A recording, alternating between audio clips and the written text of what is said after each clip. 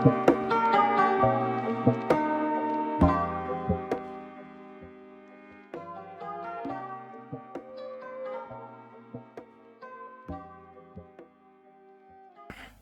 everyone, welcome back to the Water Carry channel for the 2021 AFL SuperCoach season. I am here with the first of the bye rounds, having a review of my team and my score in round 12, the first of the dreaded bye rounds that come midway through the season each year. Today's video will obviously be going over that, and now stay tuned, we will get into it. We'll get to it in about 3 or 5 minutes. I made a very big trade last minute, and we will see if that paid off or not, because it was I traded out a 600k plus player. So you've probably seen by the title, but there's some big news to unfold. Look forward to round 13, which we should be at least 20 at the moment, considering the inclusions of Richmond players, as they will be playing West Coast this round, and then we are stuffed. We are in serious strife for round 14, but we'll get into that later in the video. So for now, we'll start with the score. 2016, it's a great score. We take it, and that gets us up in the ranks by 500 again, and we're up to 2,800. So we're looking good at the moment, and hopefully we can make that push for top 1k, which is something which is a position I've never been in before in my SuperCoach career, if that's how you want to describe it. So the first player we'll start with is you're probably thinking, the water carrier, or Branners, what have you done here? And look, even I can't answer that question myself. I don't understand. I don't know why I put the captain on Mills. I just thought, let's take a risk against St Kilda. It didn't pay off, but whatever. You know, we still went up in the ranks, as you saw, by 500, but we would have gone up a lot more if we had a captain like Laird or Steele, who we were going to put it on, or even McRae, who would have gone another 30 points. So Lloyd, 108, Seagunning again. He's sort of getting back to a better average of near 110, and it's good to see. Short, frustrating again, and Ridley, frustrating. These two picks are really frustrating. And I understand there's a lot of talk about trading them out. Personally, I see no reason to trade out Ridley unless you already have 18 or 20 for round 14. There's no need to. I think many teams are going to be in trouble because of the recent Richmond news. So why would you trade out Jordan Ridley? And then my further take in the debate between these two is, Short hasn't gone 100 since round 4, I believe. Or it's only been once. So my thing is, he's got the role to do it, but he's obviously just getting influence. It's hard to explain and put it simply. But my point is that I think there's always the chance Ridley comes back to his role he was in before pre-concussion, where he was going 120 plus. And I don't think Jaden Short's role is going to change, because at the moment he's playing the perfect role for a backman. Like, if Ridley was playing in Jaden Short's role, he'd be averaging 100. But fact of the matter, Jaden Short doesn't have, the intercept marking capabilities that Ridley has, and that's probably hindering his scoring ability at the moment. But is what it is. We might look to trade him next week, but we'll get into that later. Murphy, 37, yeah, got it. That wasn't in our best 18, and neither was 17 from Highmore in our best 18. Stewart and Jones to come back this week. That will be good. Okay, now we take a look into the midfield. Clayton Oliver with a decent score of 94. VC, well, it wasn't a decent score, let's be honest. Let's not lie to ourselves here. Oh my god. Oh, let's not lie to ourselves here. I think some screenshot just came up with me. I don't even know what that was. I think it's something hard to take for a resume or something. Anyway, let's move past this. We're getting too sidetracked. McRae, 129, just racks it up. Lyons racks it up. Steele racks it up. Laird racks it up. All these boys are just producing it big and massively in the midfield. Okay.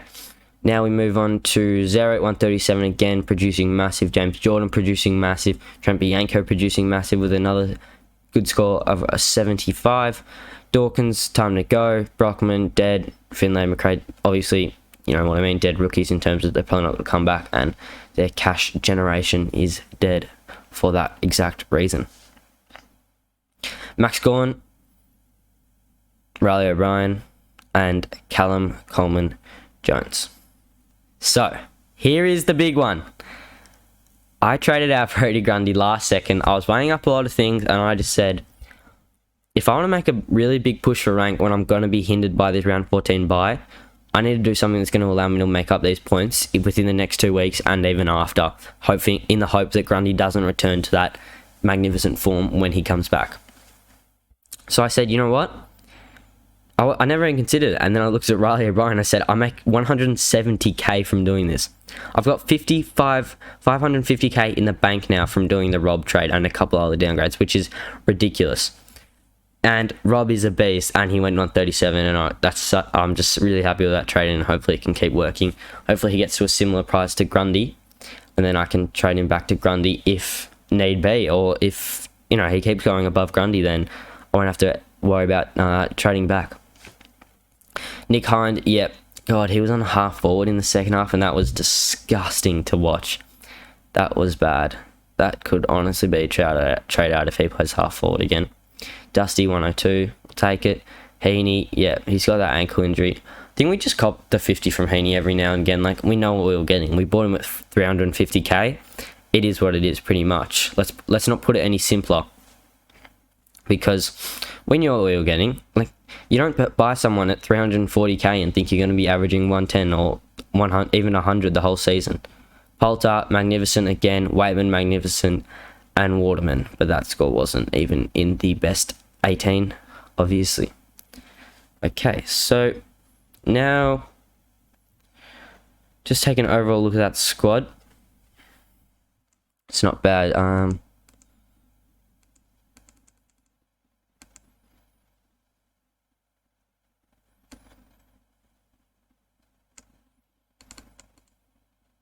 Okay.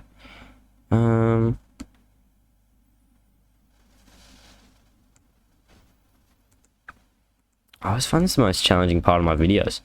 Getting the whole... working out the right thing. Is it 70, 80% I go with? Alright, we'll just go for 75. Anyway, here's the team for this week. So, we'll think about how we're going to line up for this bye. So, we're going to bring Tom Stewart on, obviously. We're going to bring him on for Ridley, and then we're going to bring in Jones for Murphy. Okay, now what we do is the obvious trade out here is RCD. So we say goodbye to RCD and we say goodbye to Highmore. But that brings me to someone who just rolled off the top of my tongue, and that is Whitfield. Okay. And then what we do is from here, Jimmy Jordan, you're also going, mate. We bring in Poulter. We go down from Callum Coleman Jones. We bring in a bloke by the name of Ned Reeves. Scobbs boy. And then we've got 720k to spend. So we can go shopping, or we can get someone who's going to be top 8 mid, and it will save me 100k. And I think you know who we're getting. The man, the myth, the legend that I've been looking on for a long time here. And that is Took Miller. Where is he? Took Miller, that's ridiculous. And to still have 100k in the bank. That is unbelievable. It's not well, honestly. Bring him on for him. Impey on for Waitman. And then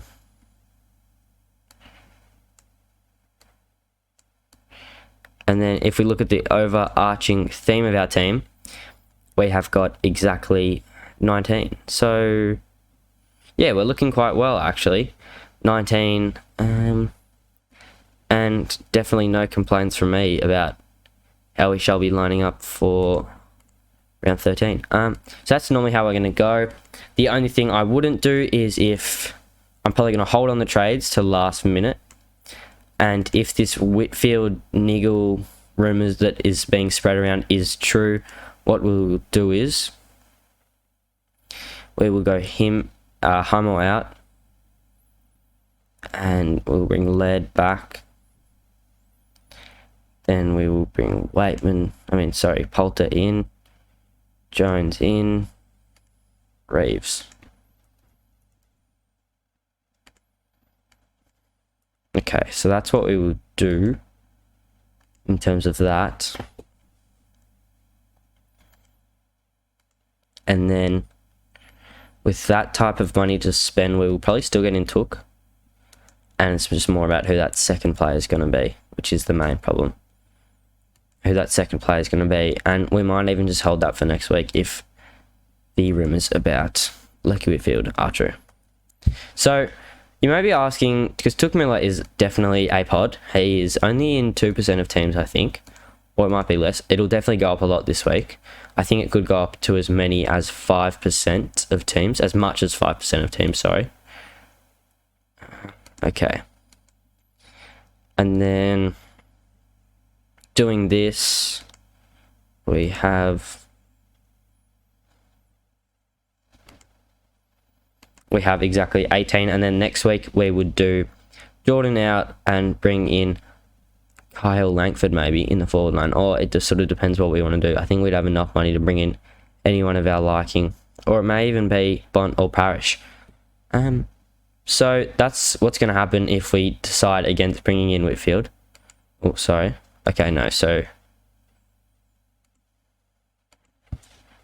Okay, so both ways we've got 19, and I don't mind the idea of not getting Whitfield if the injuries are confirmed. So we'll just probably wait till the late outs. I just got to work out if you can sub-buy players around players who have the buy, but we'll work around that. So yeah, you may be asking, what is with Took Miller? So I'll give you what is with Took Miller. So I did a massive thread on my Twitter. So this is why you should follow my Twitter if you're interested in SuperCoach. So it's at the Water Carry 11, by the way.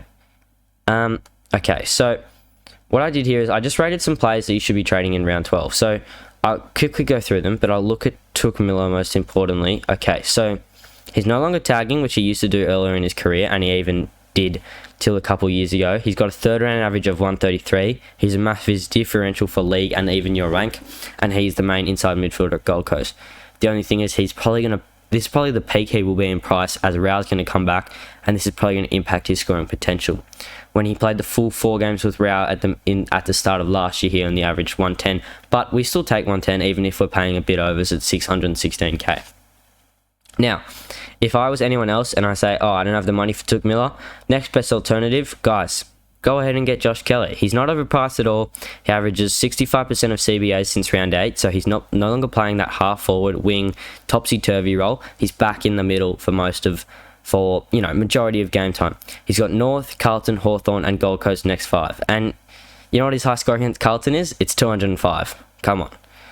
If you have the chance to get this bloke in, do it.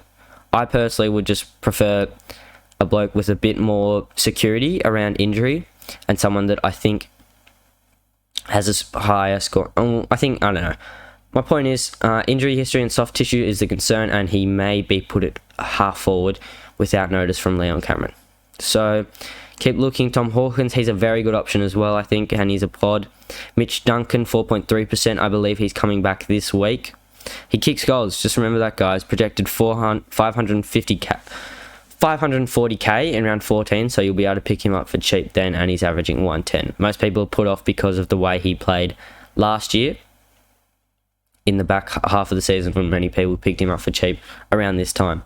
The other thing is he has a concussion from a last couple of games that may affect his scoring, and it's a tough fixture having Port Adelaide, Western Bulldogs and Brisbane in the next 3. Another one, Ollie Wines, massive pod as well, averaging 124 in the last 3 games, and he's an inside bull. The negatives, he's inconsistent, and he can pull 60 from 70 from time to time, and we know Butters might come back in this team before finals, so he might come back round 18 maybe. I don't know, I didn't mean to kick on Kim's controversy or whatever that is, but he only averaged 93 with Butters, so keep an eye on that, because he'd probably become a luxury trade if Butters comes in with many rounds to go, and we see that continue. Ben Cunnington, 5-round average, 120. He knows how to cover tag. When he goes big, he goes big. So when he goes big, he doesn't go 110 big. He goes 130, 140 big.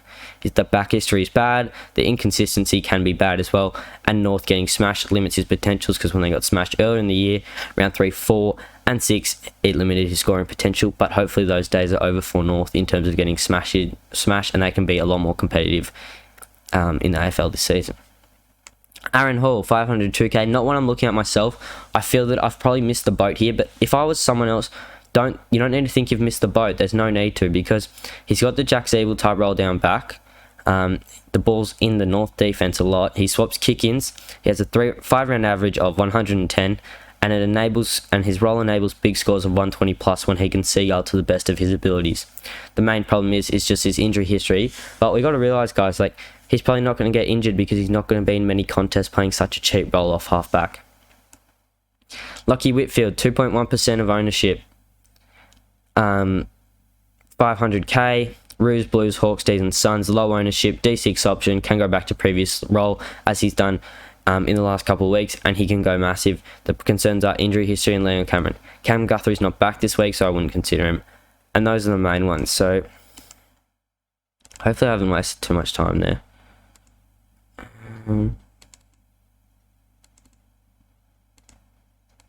Yeah. Okay. So those are why I think those are the reasons of the blokes you should be aiming to get in for round 13 trade-ins, and just coming off their round 12 buys. So that's sort of a list of pros and cons as to against them, and you can find that on my Twitter at the watercarrier11. So this is my trade plan, and I suggest if you are serious about SuperCoach as I am, do something like this. It's made it a lot easier because I can sort of plan out my thoughts. So I'm going to have 100k left over. This is assuming the Whitfield and Took. I'm going to go Poulter out next week for Newcombe, hopefully. So hopefully he debuts and I play him. But round 14, we have only got 15. So we're in strife. Only 15, not good. We're going to be having 3 donuts on field. Plus Waterman, we're going to have to rely on a play. As well as Newcombe, if he gets a game. And maybe even Sam Durkham at the Dons, I believe it is. Midfielder drafted in the mid-season draft. Surely he gets a game, because how many injuries have they got? Shield, Cardwell, and now Andrew McGrath. Surely they need someone to step up and come into that team. But it might just be Langford, more CBAs, and as well as Stringer. So then round 15, when Lockie Jones and Waitman, fully max out, we've got a lot of cash to bring in, and you can sort of see here the main trade plan. So if I was you, I'd look to do something similar, and a lot of people have messaged me and said that they think the buy plan is quite good, as well as commenting it, and I don't know what I've done there. So yeah, guys, really consider this thing. The green, the blue, the orange works well. So I should have 6 trades left by the time I have a full completed team. The only worry with this team is that we're round 14, we've only got 15. So it's not great, but we will live, and hopefully we will survive. I feel like there's not much else to get into. Obviously, this one's just without the Whitfield trade-in. But we will probably be trading in Whitfield unless we hear more news on potential injury concerns. So that probably sums it up for today's video. So we're set for round 13, just taking a look through that. We ran over my round 12. So we'll just go from the start. We went over my round 12 score. Trading in Rob, the Messiah. My trade planner. So I have 6 trades left with full premiums. Buy planning as well, and then trading targets you should be looking for if you're watching this video, because they've just come off their round 12 buy and they're cheap, they're low, they're scoring well. It's sort of just cheap, low ownership, and they're scoring well. They're the main considerations, and the fire asterisk. So yeah, if you want to see more like that, follow my socials, which I will have linked down below. And that should be about it for today's video. So yeah, cheers guys, thanks for watching. If you enjoy, any support is appreciated, so please leave a like, comment, and subscribe, and I will see you in the next video. Alright, cheers guys, cheers.